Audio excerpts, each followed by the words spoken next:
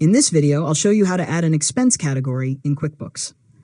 First, log into your QuickBooks Online account and open the company you want to use. Next, click the Settings gear icon in the top right corner and select Chart of Accounts.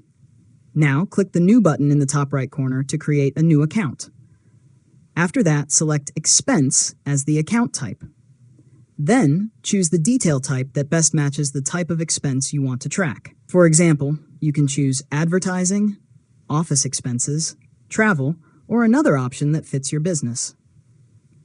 Next, enter a clear name for the category in the name field. Choose a name that makes it easy to identify the expense when you're recording transactions and reviewing reports. If needed, you can also add a description to explain what this category is used for. After that, review the account settings and make sure the account type is set to expense. Once everything looks correct, click Save and Close to create the new expense category. Now, when you record an expense in QuickBooks, open the Category Details section and select the new category from the list. Finally, check your profit and loss report to make sure expenses assigned to the new category are being tracked correctly. And that's it.